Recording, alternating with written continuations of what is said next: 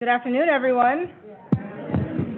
So if people are looking for seats, I see one here in the second row, one here in the third row. There's a couple over there to your left, my right, and we'll probably pull in some other chairs.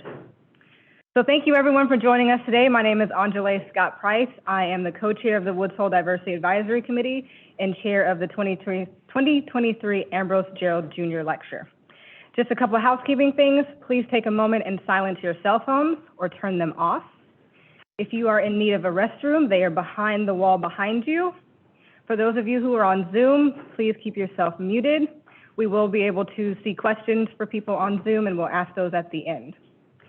Now I'd like to take a moment to introduce Dr. Rob Thieler, Director of the USGS Coastal and Marine Science Center here in Woods Hole and Chair of the Woods Hole Diversity Initiative. All right. Good afternoon. As Angie said, my name is Rob Thieler, and I am the Center Director of the U.S. Geological Survey's Woods Hole Coastal and Marine Science Center, which is on the other side of the parking lot from here. And I'm currently the chair of the Woods Hole Diversity Initiative. Welcome, folks here and folks online, to the Woods Hole Scientific Community's celebration of the 7th annual Ambrose Jearld Jr. Lecture. On behalf of the Diversity Initiative, I'd like to thank our local and virtual host, the Woods Hole Oceanographic Institution, the Woods Hole Diversity Advisory Committee for their work in bringing today's speaker, Dr. Vernon Morris, to join us, and Onjalé Scott-Price for hosting today's lecture. Dr. Ambrose Jearld started his career in Woods Hole as a biologist at the NOAA Northeast Fisheries Science Center in 1978. Back then, Ambrose and other underrepresented scientists and engineers in Woods Hole began to meet to talk about their heritage and what it meant to be a scientist in this community and a member of the larger Falmouth community, and how we might affect change to bring greater diversity and inclusion to both entities. These gatherings eventually grew into the Black History Month Committee, which sponsors speakers and events during the month of February. Fast forward several years to 2004, this ultimately led to the founding of the Woods Hole Diversity Initiative, which includes all 6 Woods Hole science institutions: the Marine Biological Laboratory, NOAA Northeast Fisheries Science Center, the Sea Education Association, the U.S. Geological Survey, the Woods Hole Oceanographic Institution, and the Woodwell Climate Research Center. It is the major endeavor that all 6 of our organizations work on together. Over the past 19 years, the Diversity Initiative has built a number of significant programs that have impact locally and nationally, including the Partnership Education Program, which Ambrose co-founded and served as director for several years. After serving in numerous roles in NOAA, Ambrose retired in 2016 as the director of NOAA Fisheries academic programs. Among many achievements and recognitions, Ambrose was a member of the 2015 inaugural group of Fellows of the American Fisheries Society, and in 2021 was presented the Ambassador Award by the American Geophysical Union. For those of you who may not be familiar with Woods Hole, you really have to do something significant to get a lecture named after you around here. There aren't many named lectures. Well, Ambrose clearly has. Upon his retirement from the Fisheries Science Center, the Woods Hole Scientific Community honored Dr. Jearld with this annual lectureship in recognition of his work on improving diversity and inclusion within the ocean sciences community. The Jearld Lecture is given every summer by invited scholars, scientists, authors, and others who can challenge the status quo to bring perspective, knowledge, and expertise to the subject of building a more diverse and inclusive community. So welcome again to the 7th annual Jearld Lecture, and I'm pleased to turn over the program to Onjalé Scott-Price to introduce today's speaker. Thanks.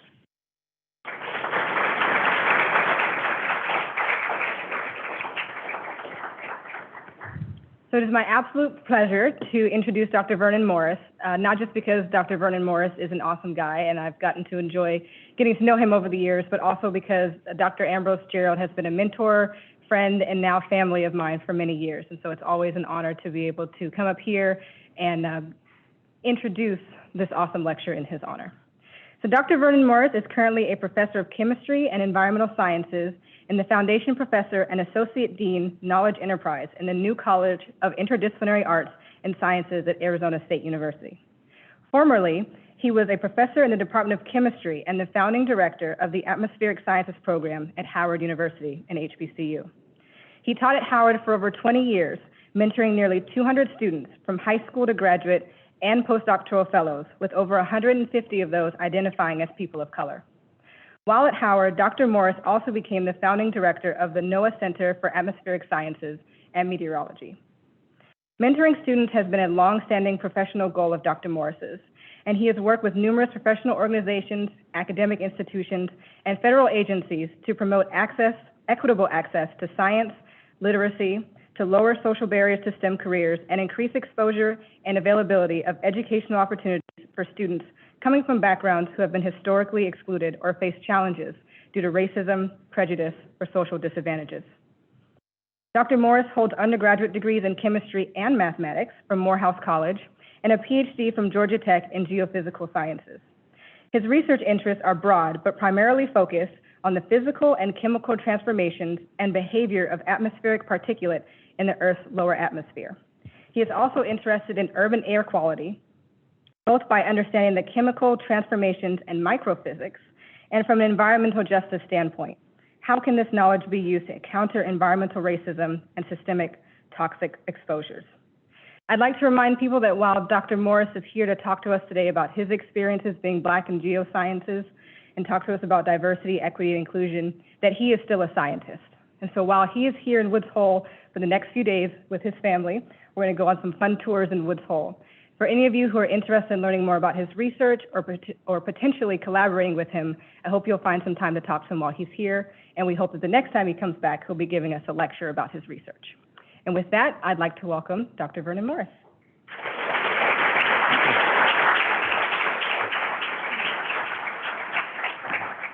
Oh, thanks. Thank you a lot. Thanks for the invitation to come and speak here. This is my first time visiting Woods Hole, even though I've received many invitations. This is special to come in honor and recognition of the leadership, inspiration, and mentorship of Dr. Jearld. And so I want to thank you specifically, and I'll thank you again when we get together.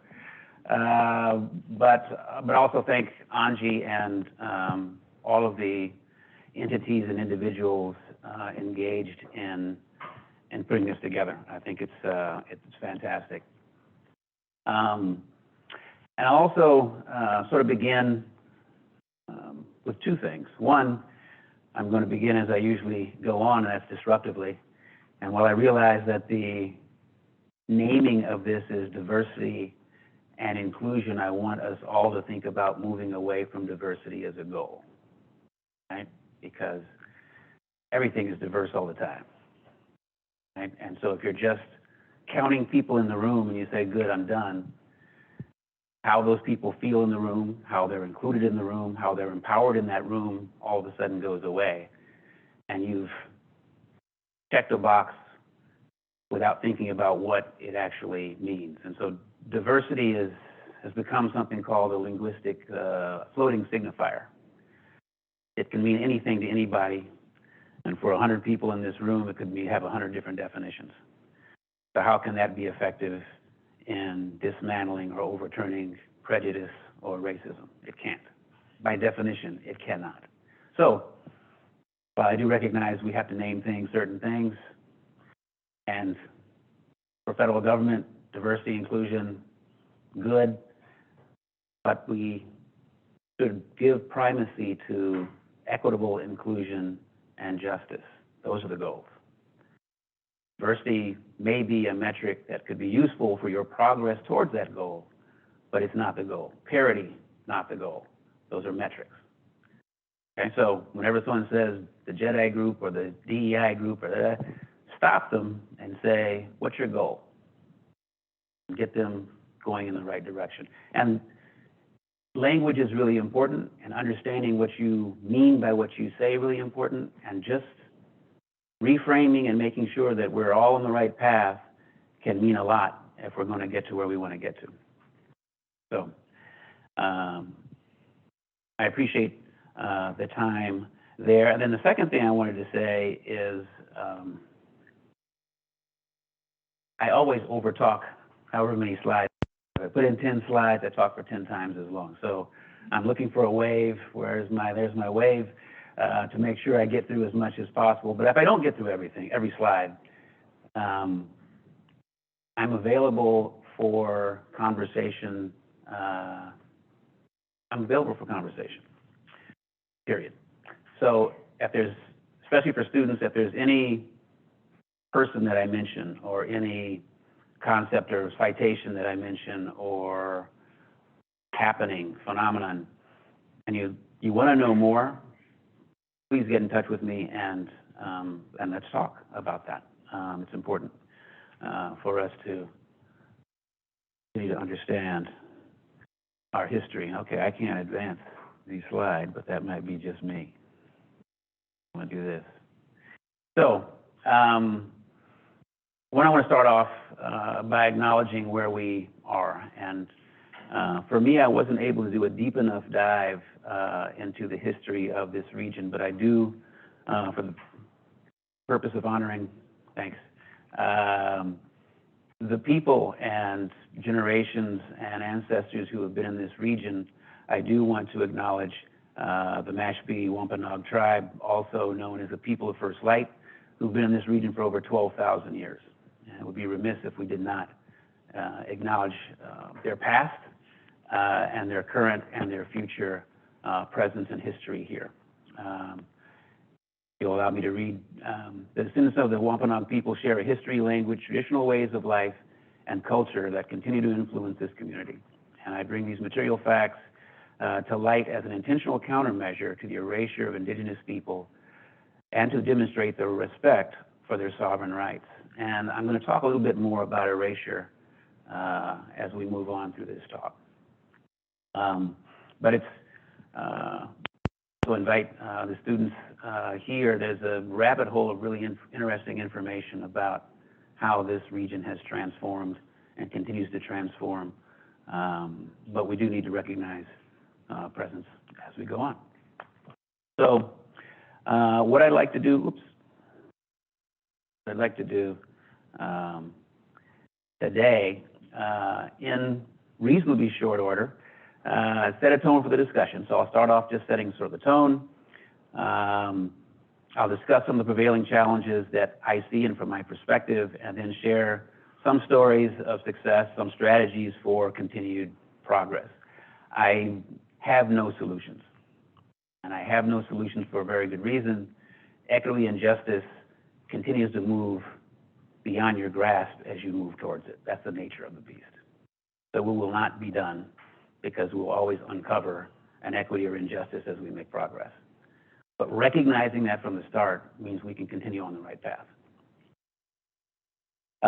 So acknowledgements, unsettling. I tried to use a little bit of rhetoric in titling this talk. So I want to talk about what does unsettling mean a little bit, how I got started, and then define some of the terms: blackness, the white academic gaze, which is part and parcel of some of the challenges that we have, erasure and enforced invisibility, and then just some approaches and strategies for moving us forward from where we are and certainly where we have been.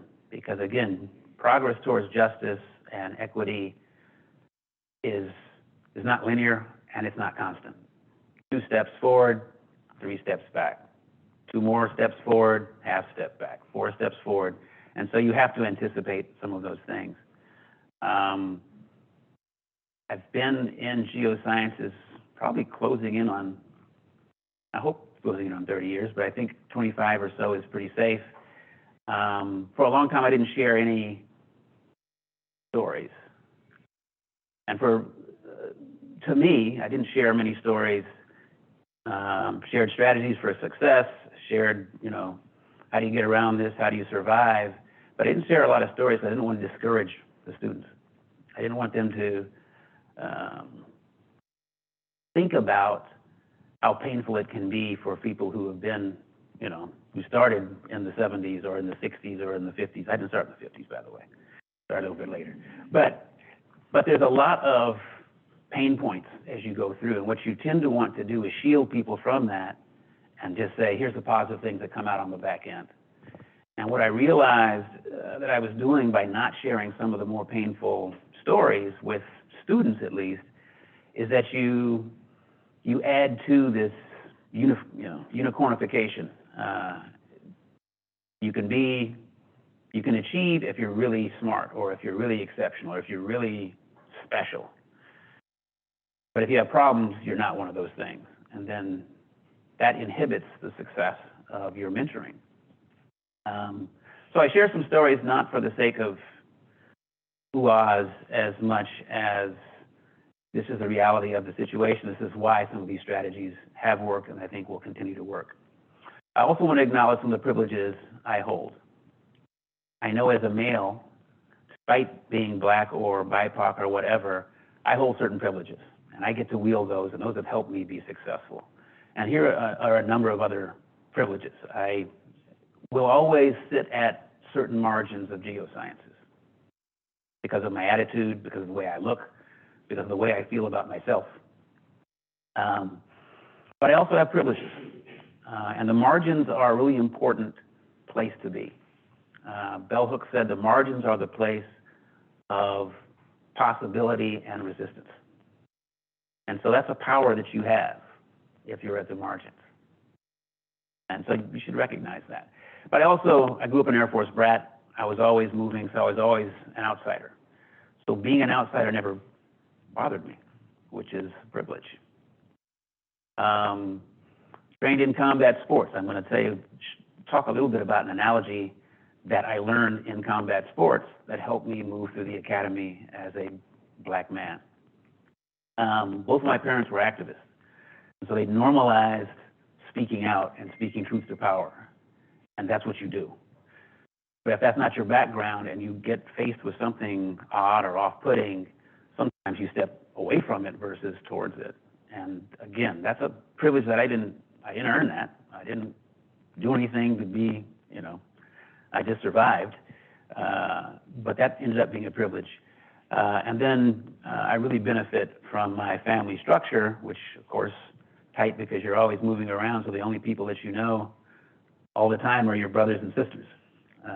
And so I have to give credit to that.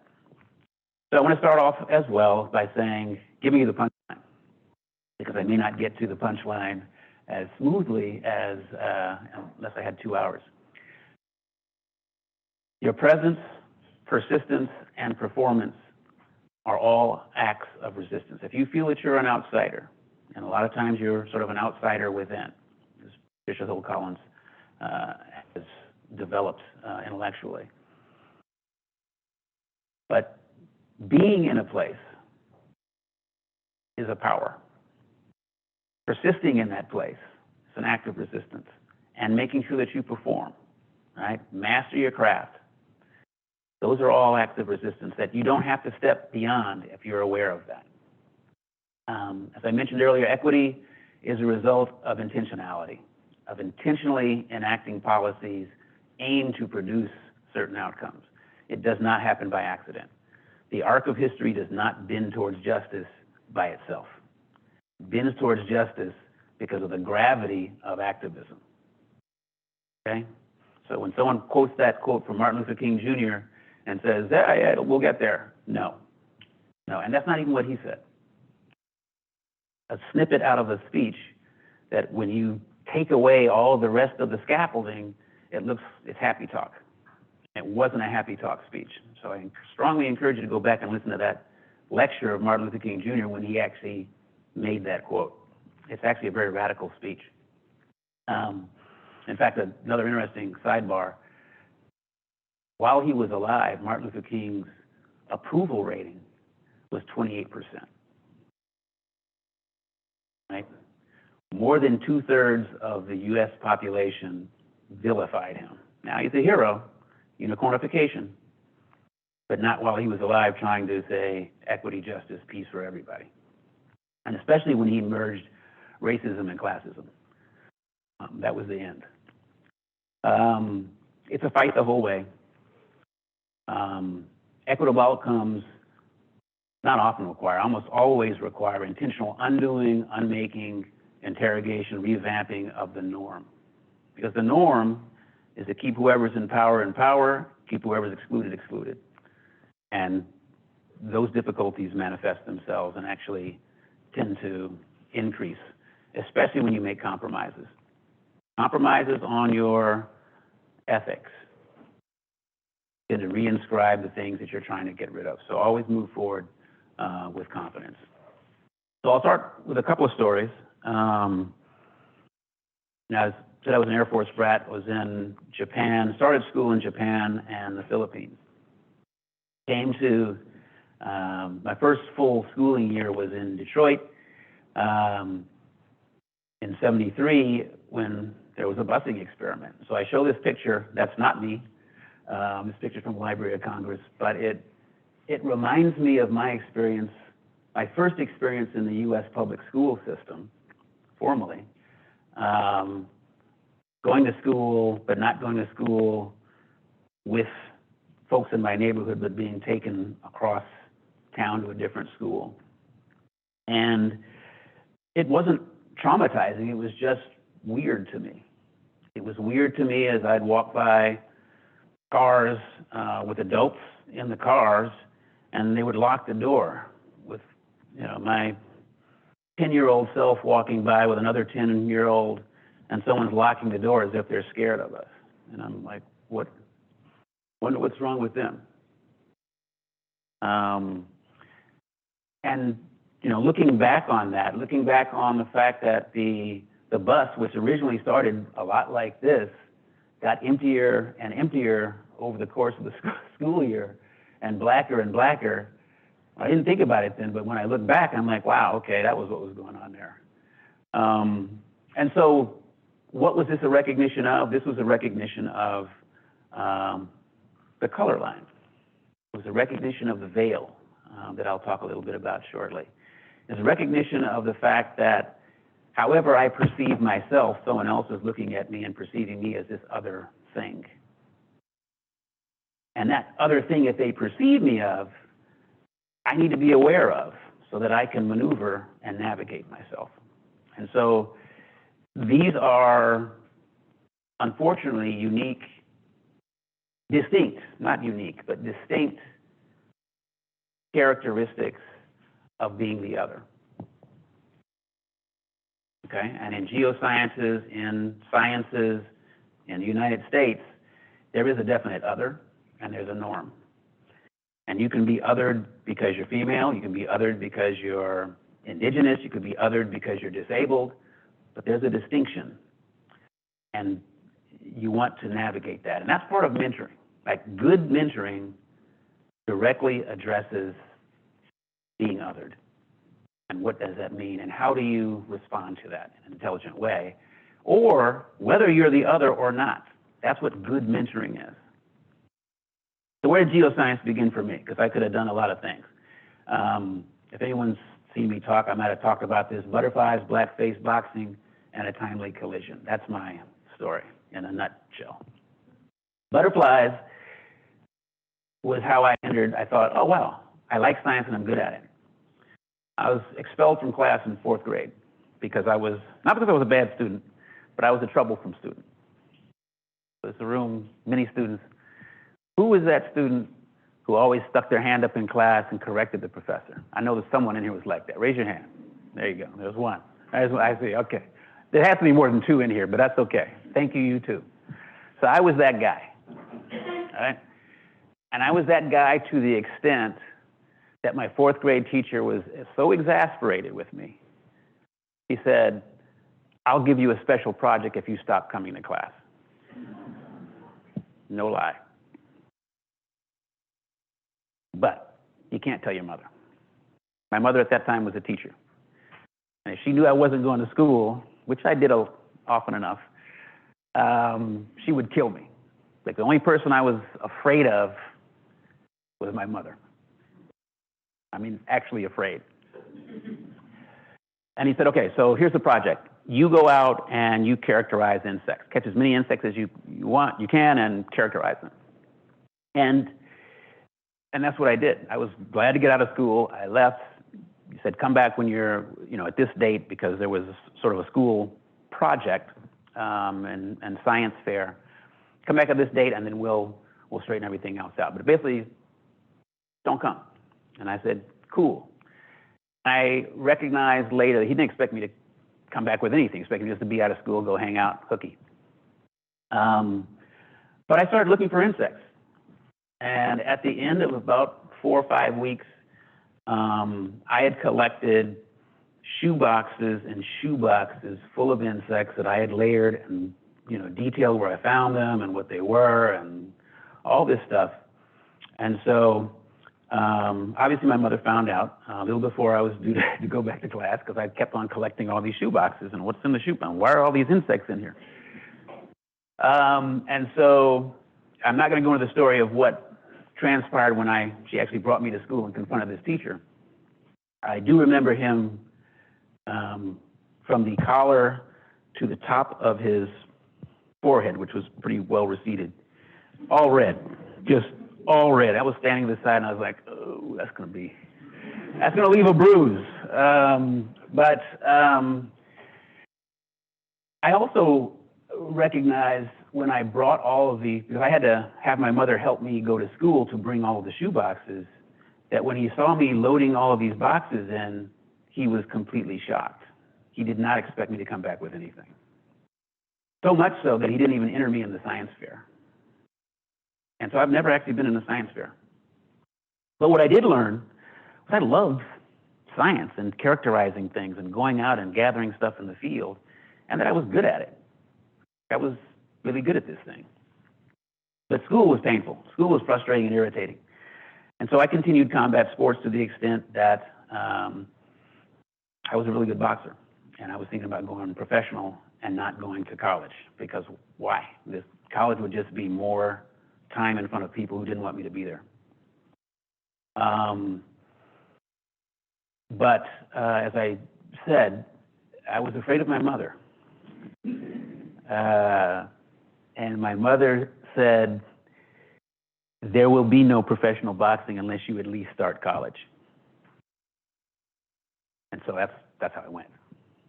So I went to college, went to Morehouse College, still thinking that I was, if I can make it through the first couple of years, I'll keep boxing and I'm going to get my break. But I got to college with my tuition in a money belt underneath my clothes. And in Atlanta, they have freshman week where there's sort of a party every week. By the end of freshman week, I had about a third of the money that I started with, which means I didn't have any tuition money. I couldn't call home because what? I was afraid of. Okay, so I don't have the money to stay in school. I got nowhere to go to get the money. But I got to stay in school or I'm going to die. So I'm going to try to look around Atlanta, hot Atlanta at that time in the 80s, to hustle up some money. And there were many ways you could hustle up money in the 80s in Atlanta. So I'm running off campus one day. I passed through the chemistry building because that was the shortcut. And this is about a week into the regular school. And so registrar's office is like, pay your bills. Those of you who aren't paid, you're going to get put out of school. I'm under pressure. So I'm running off campus, and I run into this gentleman here, Henry McBay.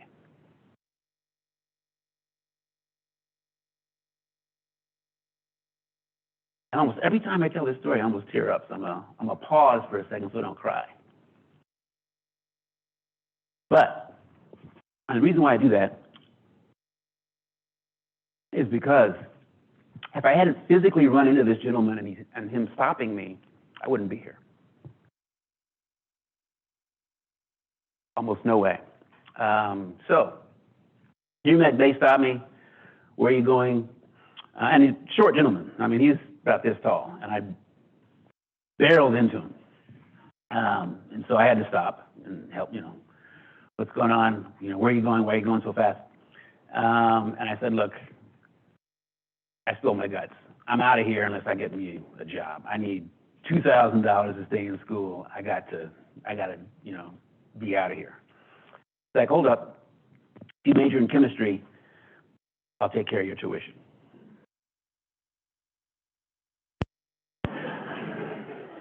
You can imagine what I said. I love chemistry. Which I actually didn't. He said, well, if you major in chemistry, you got to major in math. Okay. And I'll get your books. I'll take care of your tuition, give you a job. I'll even buy your calculator. This is what you got to do. I'm good. He actually said, well, if you're going to major in those two things, you should think about majoring in physics as well. Okay. I didn't finish the physics degree because it wasn't going to happen in 4 years. But I did ultimately major in chemistry and math. Henry McVeigh is responsible for over 70 PhDs in chemistry. Yeah. He's the man. So I was going to go to grad school in chemistry or chemical physics. But one of the faculty I worked with was also adjunct at Georgia Tech, John Hall. So I followed him to Georgia Tech to the School of Geophysical Sciences. Blackface. I remember one of the most vivid memories I have of Georgia Tech was when I was sitting outside after taking my qualifying exam. It was just, in that time, I think still in some places, at that time, you took a piece of chalk and you went and stood by the board, and there's 4 or 5 faculty standing here, and they ask you questions, and you solve it on the board. You can't work it out. Chances are you might be heading out of that program. So I just gone through that in Atlanta, so it, 100% humidity. That day it felt like I was just in the devil's armpit. So I'd worn my sport coat and jacket, my best clothes. Did my best, ended up passing, thank goodness. But at that time, I was sitting on the steps outside the building, and the homecoming parade was going by. I'm sitting outside, I'm trying to make qualification for this PhD, and I look at the floats, and there are blackface floats going by. I remember thinking, why am I here? Like, what is this, But it also said, deep down, I said, you know what, this can't be this way. This can't be, I can't be pursuing the ultimate degree, and this is the common experience that I got to have. And Georgia Tech's not the only place that had blackface parades, certainly not in the 80s. But it was a sign of how far you can go, and at the same time, how far we need to go. And so, eventually I went back into the building, I passed, and on to greater things. Actually, I was so disillusioned with Georgia Tech that I took a fellowship to leave the country, went to Sicily. So I didn't even walk for graduation. I mean, that was, of all the good things that came out of that experience, I was just ready to leave. I got to get out of here. So I didn't even, if I have any regret, it was that, because my parents didn't see me walk across the stage to get my PhD, because I was so angry about, being in this place. But I got my degree, kept it moving. And so that was the launch point for being in geosciences as a curator and producer of knowledge. Up to that point, you're consuming knowledge. And actually, through your PhD, you actually generate knowledge in a unique way. But it was susceptible to this broader perception of who really gets to do science. And again, mentoring ultimately should take some of these factors into account as you help cultivate emerging scholars. Everyone in the endeavor, everyone in the community is part of the generation of knowledge. It's not reserved for certain people, or only certain types of knowledge get produced by certain people, and other people are worker bees or what have you. So to define blackness and ultimately define the white gaze, because geosciencing while black ultimately engages these concepts, or geosciencing while brown, or geosciencing while female. It's really about certain concepts of what you are, what you perceive you are. And so blackness, at least to me, is this particular condition of shared ancestry, history, experiences, community, culture, and identity that allow you to relate almost immediately, right? Across a room, something happens or something is said, and you look across the room and you make eye contact, and like, yeah, that's blackness or brownness, right? When I think of blackness, I think about my family. It's everything that's in anybody, all the feelings, talents, failings, strengths, weaknesses, all of the elements of humanity. That's blackness. Has nothing to do with any inherent capacity or natural limitations, because once that's part of the equation, not race or racism, has nothing to do with that. When that becomes the definition, then you're headed in a direction that is not progressive. And so on this slide, my great-grandmother, who used to tell me that I could fly. Me and my brother in the other picture, I was about to fly and bust my face open for the 19th time. And then in the corner, you actually see a little bald head here. This is a 3-year-old who's here now, who unfortunately has my exact perspective on life, thinks he can fly. So if you do end up seeing him, he's got a big scar across his nose because he's diving off of things without any fear. But blackness is that relationship to history. My great-grandmother, her mother was born a slave. They were both sharecroppers in Texas.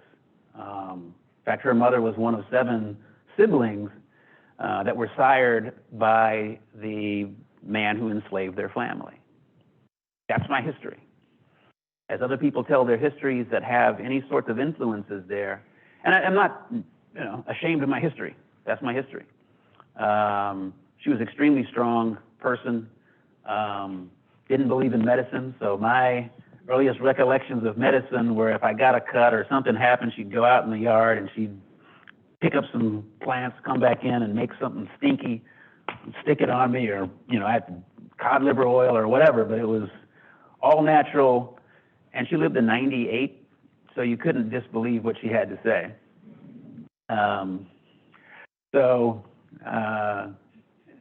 My trust in anecdotal knowledge and other ways of understanding the world is balanced by my objective Western science. Both can go together okay. Right? A person who survives in this world to 98 probably knows something. I'm not going to discount what they say because they're not a scientist. We have to be more holistic in science that way. When people have been someplace for 12,000 years, they probably got a knowledge system that works for them. If they never existed, they lasted 100 years and fell out, okay, I'm not going to really worry about their theories of survival and sustainability. It's different once you take humanity into account. So we define blackness, good, right? Almost. We define a little bit about a distinction between racist behaviors and racism. And the fundamental thing there, what I have on this slide, a lot of verbiage, but a lot of times we focus in on particular acts, whether they're persistent or episodic. And most of the time it's the episodic. This is a horrible thing that just happened, and oh my goodness, that was racist. Well, racism is a much bigger embedded system. And so racist acts are ways of distracting you from the fact that this ideology of white supremacy undergirds a lot of the policies and practices and structures and institutions that we have to navigate. Now, it's not the only one. There's sexism, there's classism, but it's, in order to be effective, again, in dismantling and overturning, especially racism and prejudice, You've got to be able to separate out racist behaviors from the system of racism. And it's the system that we have to disrupt, system that we have to unmake. And that has to do with a cultural change that actually can happen. And it can happen, and this has been recognized for a very long time, but it's happened when you address things directly, right? When you speak directly to the issue, when you look directly at the issue. No problem that you can solve by not looking at it. There's no problem you can solve by not talking about it, right? And so I encourage everybody to read Du Bois, and especially Souls of Black Folk, which is, I think, 1920 book.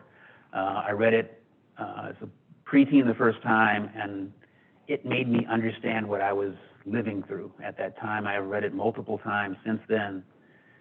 And that is a book about humanity. It's one of the most incisive books about humanity that I think has ever been written. So, this quote, whatever feels his two-ness, an American, a Negro, two souls, two thoughts, two unreconciled strivings, two warring ideals, and one dark body, one dogged strength alone keeps it from being torn asunder. As you are assailed by so many things, you recall your humanity. And that's sort of this buoyant aspect of survival and success. And it allows you to deal, talk about blackness, to deal with the white gaze. Because what Du Bois was talking about, not the academic gaze necessarily, although he had to deal with that as a premier sociologist and premier intellectual at the turn of the century, but just the fact that you're looked at in a way that removes your humanity. And it doesn't have to be intentional. It's just how you're looked at. And so the lenses of the white gaze, there's 5 that I think are pretty common. Infantilization, that has to do with projections of immaturity or underdevelopment. You need to be saved from yourself. You just don't know how to do things. And so you can be helped that way. Animalization is those projections of characteristics of animals. You can deal with pain more. You are stronger, can jump higher. You're naturally athletic. Eroticization is more the fetishization, the sexualization of black or brown people, and those can go in many different ways. If there's a different eroticization of Asians than there are of blacks, of Latinas than there are of black women. But these are lenses that try to put you in a box that you yourself don't conceive of until you recognize how someone else is looking at you. And then you start struggling with identity. How do I put all these things together? How do I offset how someone's looking at me? That's a huge part of bandwidth that some folks never have to think about. And you're trying to do your science. That's geosciencing while black. Black as a metaphor for other. Okay? And you can't actually mentor your way out of that. You've got to change the culture. You can prepare people for that, but what you actually need to be doing at the very same time is removing all that superstructure so that people can just be themselves and be great scientists. Right? I'm going to speed up. So, what do you encounter with this? Beating a Trojan horse to death with a red herring. A horrible mixed metaphor. Why? Because race is a fiction. There's no biological underpinning, there's no scientific underpinning of race, yet we use it to explain so much of what we do. We can find racialized differences in outcomes, perform, all these things. But it's really just a fiction.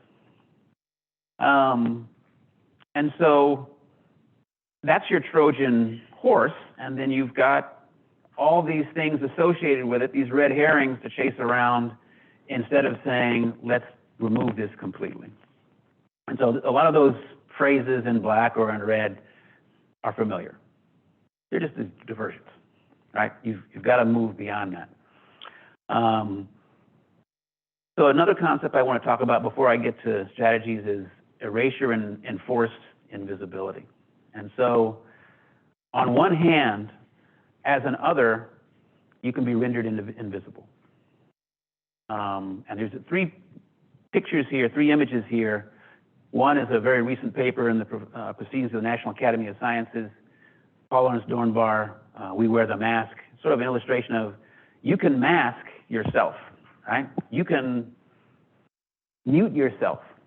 I'm not going to talk about the way I'm being transgressed against. I'm not going to talk about how hard it is or why I have it harder or da-da. I'm just going to chug through. So you mask yourself. You can be masked physically, and this is actually a really interesting history behind Escrava Anastasia, patron saint of Brazil, sort of vilified because of her powers, healing powers and beauty. She was a natural healer, and so was masked with this and muted because they thought she would cause slave uprisings, that she was able to communicate with her followers, fellow enslaved people. Ended up dying of tetanus because of that collar around her neck. And so there's an enforced invisibility in muting people, and self-mute. And then you can be muted systemically. And so this diversity innovation paradox in science was a data analytics study of all PhDs for 40 years in the United States, all of them. What they found was that emerging scholars of color innovated at far higher rates than white scholars. Yet they were not hired in academic positions. That's a systemic muting. That's a systemic erasure. Can you imagine a business that said, we want to innovate and be creative, but the people who are the most creative, yeah, we're not going to hire them. We're going to hire somebody else. That doesn't mean there weren't other creative people hired, but it means that you took a chunk of folks who demonstrated that they were creative and innovative and refused to put them into the system as curators and generators of knowledge. That's a travesty. That's a blemish against our academic system, and that's something that needs to be removed. Audre Lorde, I love. She's in my Mount Rushmore of writers is like 10, but she's in there. Toni Morrison, James Baldwin, Du Bois. I mean, there are folks who've written in ways that they're just crazy, I think. She's one of them. And this book is really good. This book of poetry called Black Unicorn. And when we speak, I want to read this poem and then keep chugging through, but this poem is cool. And when we speak, we are afraid our words will not be heard or welcomed. But when we are silent, we are still afraid. So it's better to speak, remembering we were never meant to survive.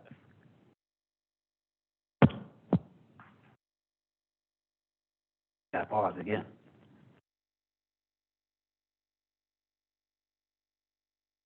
That buoyed me for a long time, still does.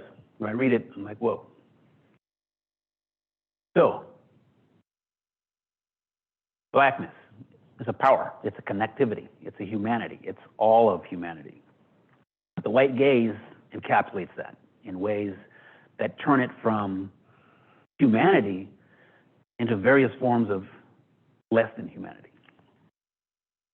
Then there's erasure, in which you don't want to erase yourself, you don't want to mute yourself. Okay. I'm probably going to wrap up really quick here. And then there's invisibility. You can be both invisible and hypervisible, right?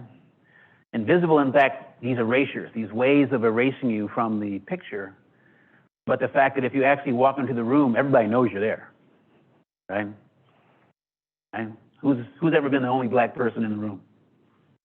Okay.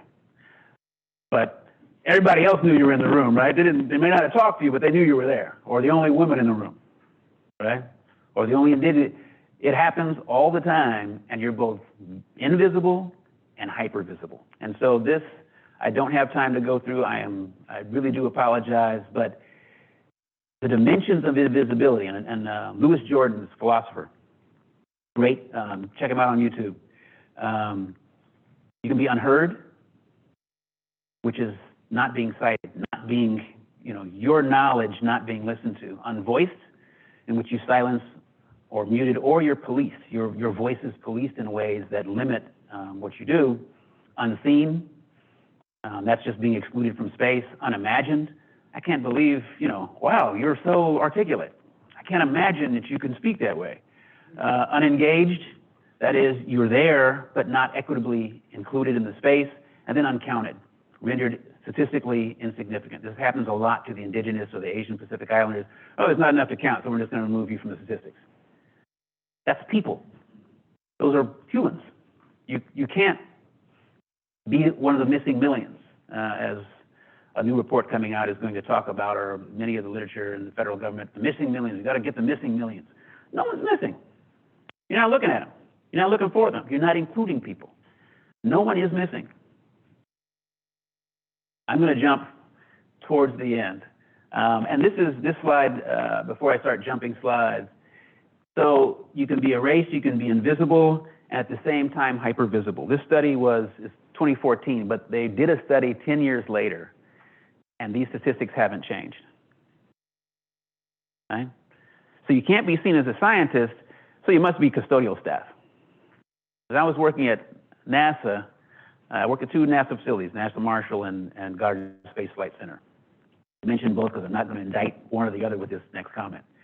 I don't know how many times I'd be standing at the coffee and someone asked, and the custodial staff made the coffee. Someone come and ask, can you take out my trash? I got trash in my office. I'm there as a scientist. Right? I ran a $40 million project. Someone's asked me to take out the trash because I look like I should be the custodial staff. This is how people are treated within our community. And that's a cultural problem that has to do with how you're viewed, the gaze, again. And so this is where the goals of diversity and parity fail.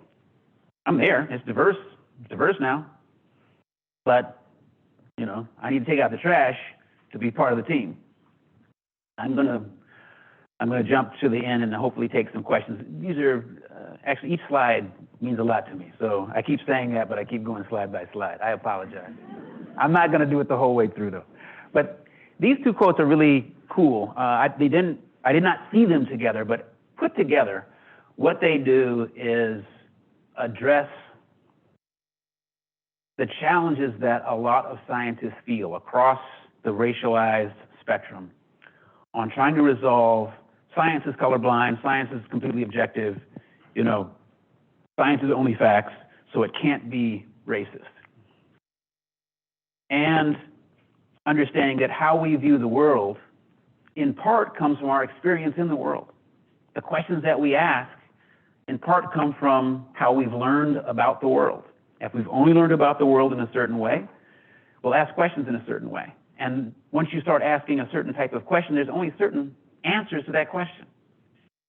Right? So we have to remember that what we observe is not nature in itself, but nature exposed to the way that we question, the way that we interrogate.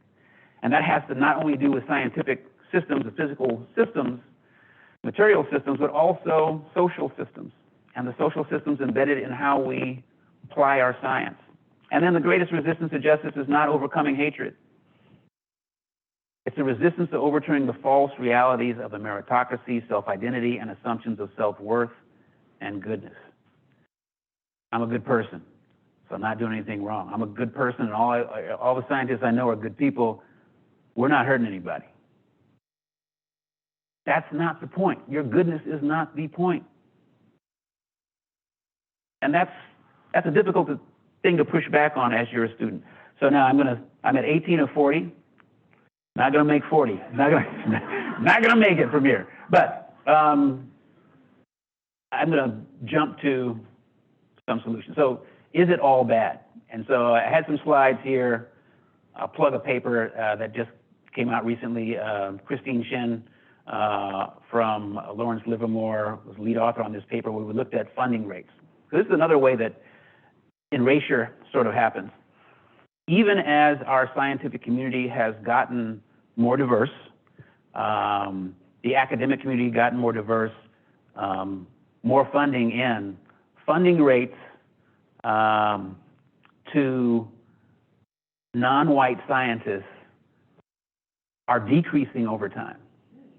They're decreasing over time. There's a cumulative advantage of white PIs in the billions of dollars where if all things were actually equal, all of these slopes would be rising, right? And there was a specific strong cumulative disadvantage to Asian PIs, almost stronger than every other discipline.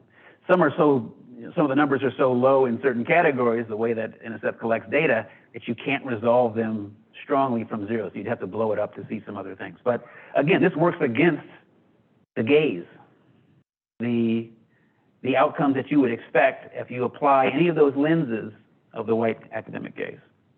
So geosciencing, while black, what are the challenges? Typically, you're challenged to unmute yourself,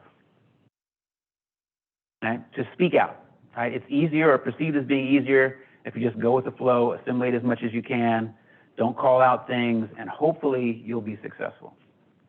But that's not effective strategy. I'm going to go through some slides. Can anything be done? Absolutely. I think you've got to, I think you have to be activist. And part of being activist, as I said, performance, persistence, and presence.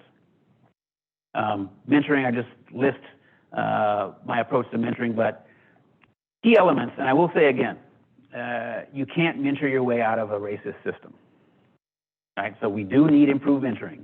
Absolutely. It is not the solution. It is not a solution. It is an element of a strategy. But you've got to distinguish between advising, mentoring, advocating, and sponsoring. No one person can do all of those things.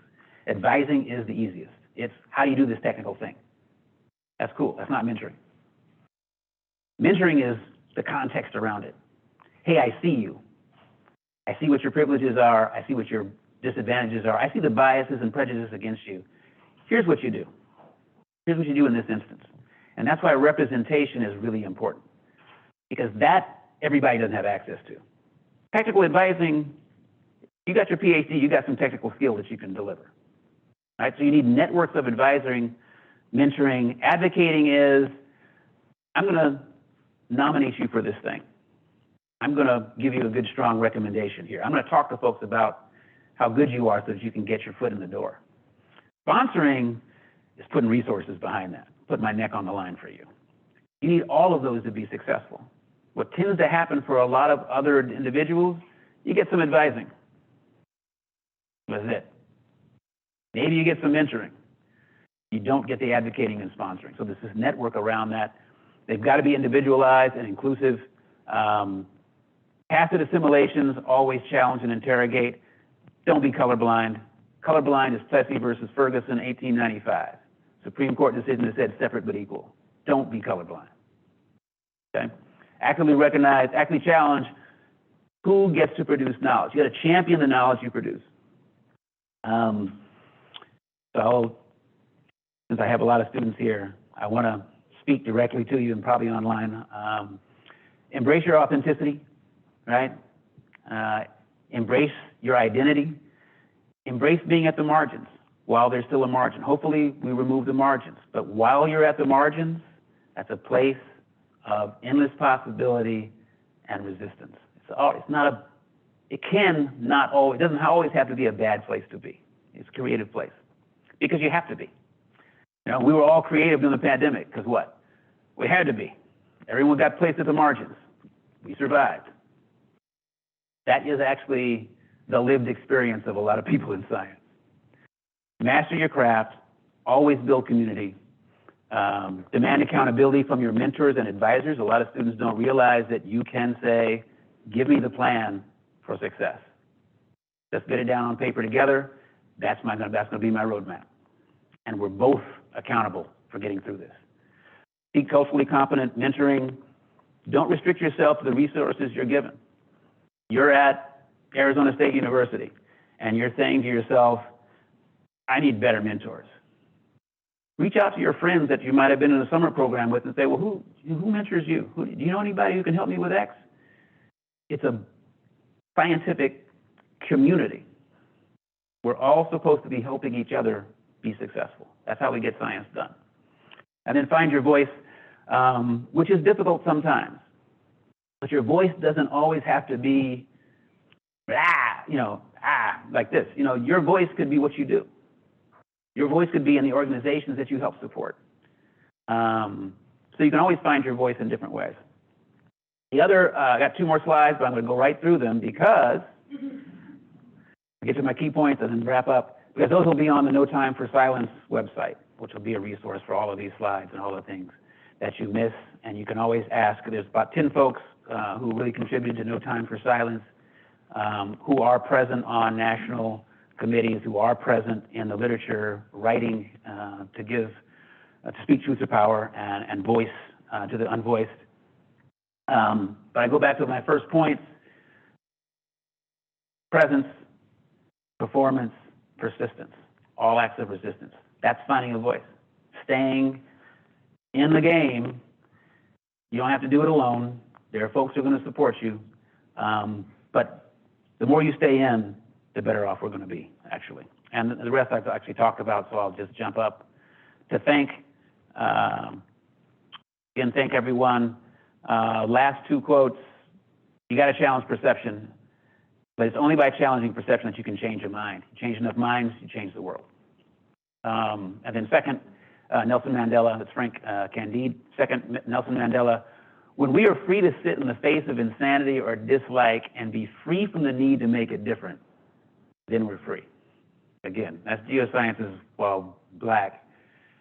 You're not free because you're always fighting, to make it better for the next generation. But eventually, I think that will go away. I think a lot of my conspirators here, my mom and dad dancing in the middle, and I don't show, I'm in every picture, except for of course, my mother and father dancing, not to show that my hairstyle changes erratically, but that these folks here, folks at different universities, have been critical in setting up the programs that have literally helped thousands of students make it through the gauntlet. And there are many more folks like this. In fact, as you look at these pictures, I think it's about 60% of the full black professors in atmospheric sciences are pictured. That's how few there are. Next generation's got to make that different and current. So thanks again.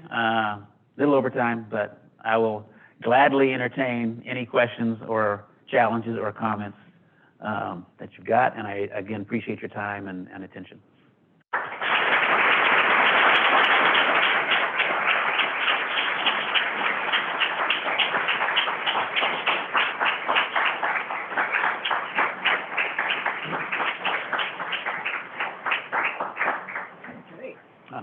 Don't go too far. I'm sure we'll have questions. So if anybody who's on the Zoom would like to ask questions, you can go ahead and put that in the Q&A, and then we'll also take some questions if there are any from the audience. Ms. Monet Murphy. I first want to start off with saying what a fantastic lecture. Because I was able to recognize I had done before with my own family of scientists. And I'm really excited to hear about W.E.B. Du Bois. I keep a quote from that book always that I constantly have in the back of my head that says, peculiar sensation, level consciousness, of always looking at oneself through the lens of others, and how it's an amusing that we look at each other through pity. Black is to be hyper aware of everything. And with that, I recognize that my science that I would like to work on doesn't always involve the community that I'm trying to help. So my question therefore is,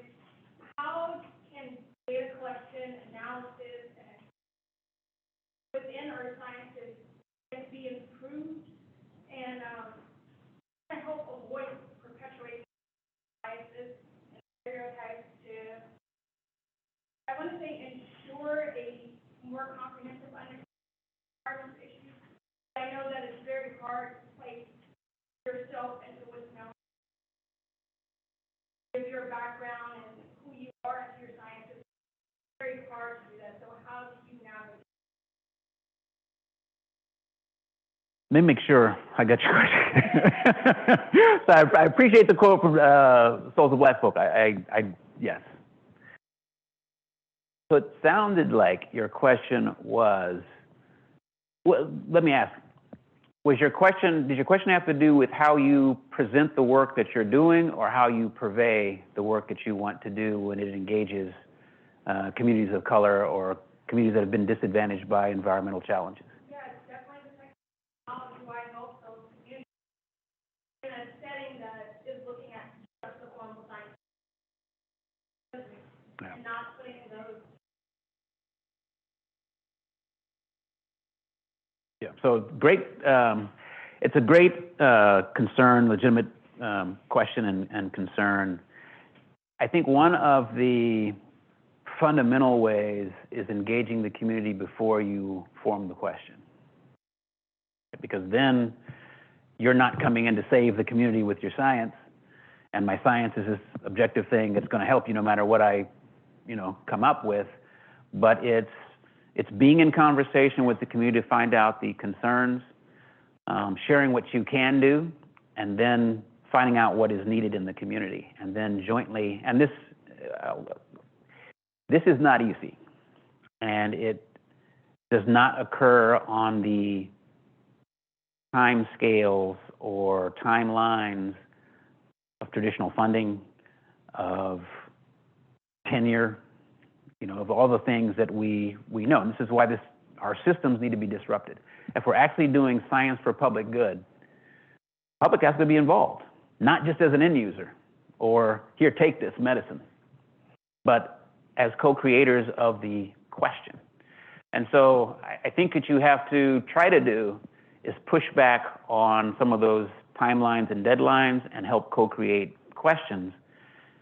And to the extent that you can do that, then the outcomes are going to be a lot more enriching, because communities already have power. We don't have to empower the community with our science. They have power. They have knowledge. They have funds of knowledge. We have to engage that as we do our science. And you're right, that's not formal science, that's informal science, that's community-based participation, that's community science. More and more programs are coming up that want to engage that, and we need to challenge the program managers and the federal agencies. If you want to do it, let's do it right. And those are conversations that I think the current administration is more receptive to, and so now the window is open right now. 2 years from now, but window's open right now for that. I'd like that. Question is, what would you recommend a student do to hold an advisor accountable for their timeline? Oh, yeah. So develop a contract. So I don't know where I look to answer this question, but one of the things that I advise strongly is you develop a timeline. We used to call them individual professional development plans for our grad students and our postdocs. And what that is a quarterly map out over multiple years. These are the things that you need to do in order to get these outcomes. You both sign on that. Number of students I run into said, my advisor told me this, now they're telling me that I did all that, now they're telling me this other thing. Or my committee said I was on the right track, and they failed me, and now I got to start over again. That's nonsense. Professors don't do a good job of holding other professors accountable. We do not. We don't call each other on the carpet the way we're supposed to. We'll call each other on the carpet because of a parking space or because of an office or, But when students are really mistreated, people get mute. And I get angry when that happens. But the best protection, get it on paper. Let's map out what I need to do while I'm here to be successful. We'll not just take it, publish 20 papers and publish 5 papers in Nature and 18 in Science. You work it out together, sign it, and that's what you go in and mark yourself against. I want to be successful at the end of this time. How do I get there? What do I need to do? Make sure it's equitable. You can take that, that draft form and go to some of your mentors. Hey, does this make sense? Yeah? Okay, cool. Go back to your advisor. Hey, let's sign it. Now you've got a document that keeps you in place and keeps the flip-flopping. But I think that should be a standard part of graduate education. I'd like to take this time to thank Dr. Morris again. That's all the time we have for questions. Thank you.